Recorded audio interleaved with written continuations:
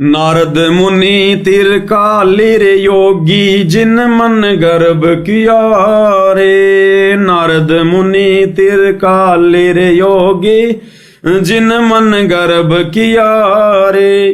पल में पूत बहतर जाए वो रोवत केस उपाड़े। मन तो पावेगा अपना किया रे, भोगेगा अपना किया रे। मन तो पावेगा अपना किया रे, भोगेगा अपना किया रे। क्या कहते हैं गुरुदेव भगवान? नारद मुनि रे त्रिकाली योगी जिन मन गर्भ किया रे। परमात्मा कहते हैं नालायको आधीनी के पास है पूर्ण ब्रह्म दयाल। ये मान बड़ाई मारियो बेअदबी सिरकाल। बेअदब आदमी के ऊपर तो काल बैठा रहता है और आधीन के पास भगवान होता है। तो नारद मुनि जैसे योगी ने भी एक बार अहंकार किया था।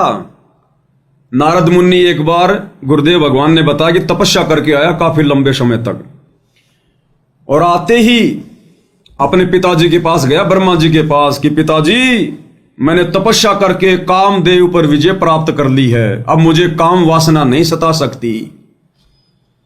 अब ब्रह्मा जी ने अंदर अंदर सोचा कि भाई बच्चे को अहंकार हो गया और ये अहंकार इसको ले डूबेगा एक दिन। तो ब्रह्मा जी ने कहा कि ये काम करना बेटा, बहुत अच्छी बात है, तूने कामदेव पर विजय प्राप्त कर लिया। क्योंकि ब्रह्मा जी ने सोचा जब तेरे से कामदेव पर विजय प्राप्त नहीं हुआ तो तेरा बेटा कहां से कर लेगा। लेकिन उसको शिक्षा दी कि ये बातें अपनी जो भक्ति की जो ये उपलब्धि होती है ना, ये किसी को बताया नहीं करते, अपने अंदर रखा करो, नहीं तो अहंकार आ जाता है। और किसी के साथ में जिक्र मत करना इन बातों का। अब उसके कहां वो जिला है बात। अब वो चला गया अपने चाचा के पास, विष्णु जी के पास में।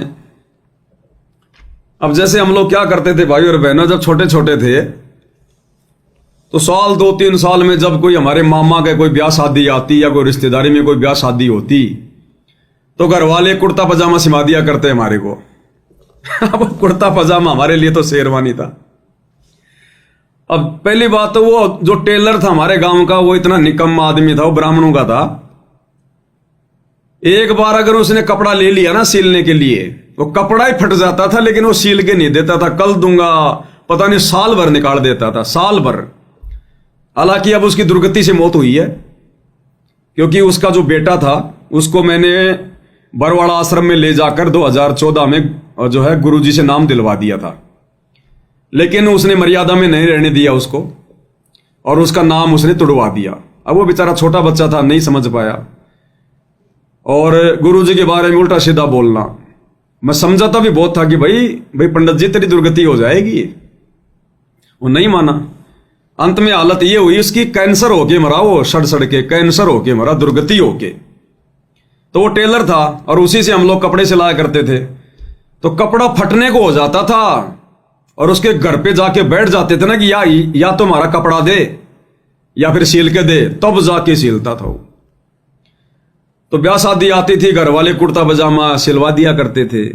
अब जैसे हम लोग वो कुर्ता पजामा पहनते, अब भाई उसके बाद क्या था, फिर तो हम कभी उस घर में गए, कभी उस पड़ोसी के गए, बोलते नहीं थे कि मैंने कुर्ता पजामा सिला लिया, बस ये सोचते थे कि देखकर खुद ही कहेगा कि कुर्ता पजामा सिला लिया।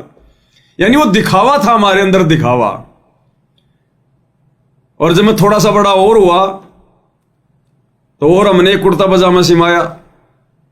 उस समय मैं 8वीं पढ़ा करता था, मेरा बाल विवाह हो गया था, बाल विवाह 8वीं पढ़ा करता था। तो कुर्ता पजामा नया नया सिलवाया था मैंने, गर्मियों का टाइम था। और मेरे को पता चल गया कि मेरे को देखने के लिए आ रहे हैं लड़की वाले।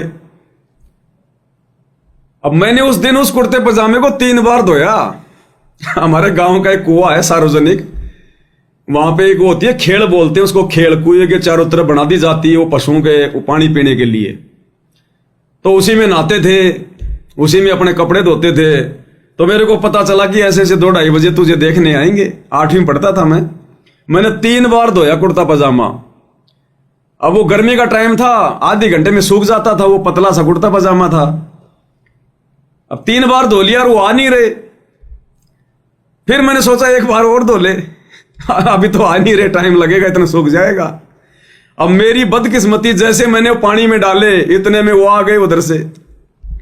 अब मैं क्या करूं भैया, सूखेगा नहीं भी इतना जल्दी। अब क्या करूं, दूसरा मेरे पास कुछ पहनने का नहीं। अब मैंने तो धो के सुखा दिया।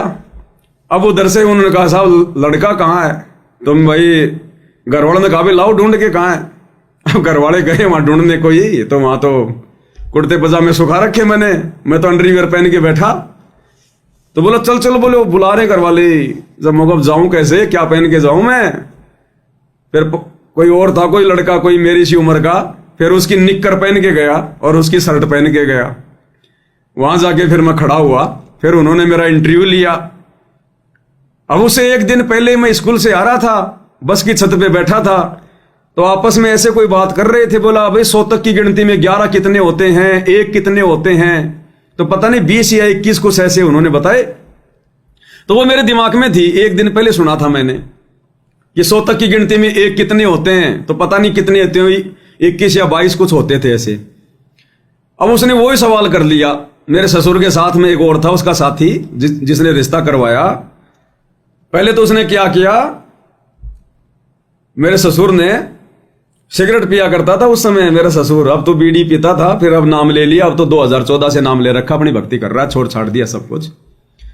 तो सिगरेट निकाली जेब में से मेरे ससुर ने, भगत जी ने, अब तो भगत जी बन गए और मेरी तरफ मुंह करके बोला क्या लिखा है इस पे? तो मैंने कहा कि कमांडर। हाँ बोला छोरे को अंग्रेजी आती है मेरे को बढ़ गई बात। फिर वो बराबर वाला अब मेरे को ये क्या पूछेगा, उसने कहा कि ये बता 100 तक की गिनती में 1 कितने होते हैं? अब मेरे को तो खुशी बड़ी हुई, मैंने तो एक दिन पहले सुन रखा था। मैंने कहा 21। वो बोला नहीं नहीं, बोला 20 होते हैं। नहीं बोला 21 होते हैं।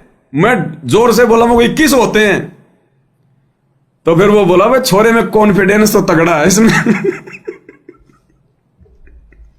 तो ऐसे भाई और बहनों मेरा इंटरव्यू हुआ, फिर ऐसे मेरी बात बनी फिर आगे चल के। तो कहने का मतलब है नारद जी को भी अहंकार हो गया उस बात का कि मैंने तो कामदेव पर विजय प्राप्त कर ली, और उसको बताता डोला जगह जगह जगह जगह। अब जैसे मेरी बात बिगड़ गई, वैसे ही फिर अंत में नारद जी की भी बात बिगड़ गई।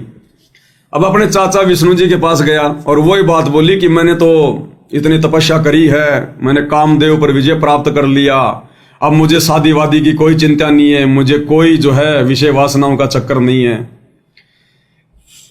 अब विष्णु जी ने सोचा भैया ये आगे चल के दुखी हो जाएगा, इसके अहंकार को तोड़ना चाहिए। अब असल में भाई और बहनों वो अहंकार विष्णु जी ने नहीं तोड़ा, फिर विष्णु जी के रूप में कबीर भगवान सतगुरु रामपाल जी खेल खेलते हैं, क्योंकि काल तो चाहता उनको फंसा के रखना, काल क्यों उनकी बुद्धि ठिकाने लाएगा। तो विष्णु रूप में कबीर भगवान सतगुरु रामपाल जी ने कहा कि नारद जी चलो वहां चलते अपने भगत के। बोला जी चलो, साथ में दास भी चलेगा अगर आपके आगे हो तो। चले गए।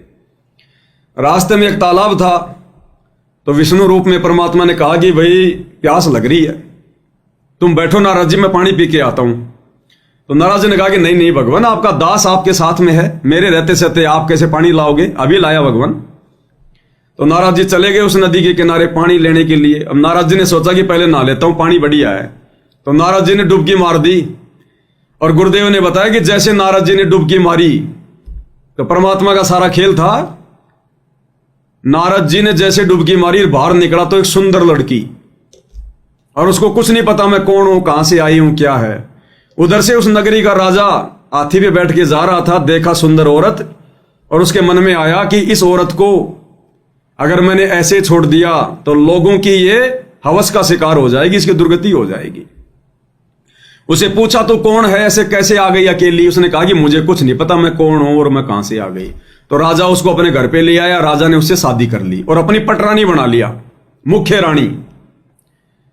और गुरुदेव ने बताया कि 72 संतान उत्पन्न हुई उसके, 72 संतान, रावण के 72 लड़के लड़कियां जो भी थे, 72 संतान। और खुशी का ठिकाना नहीं, मौज मस्ती और फुल्ली नहीं समावे कि मेरे से बढ़िया कोई सुखी इंसान दुनिया में नहीं, मेरा पति राजा, राजपाट, मैं पटरानी, मेरे 72 संतान।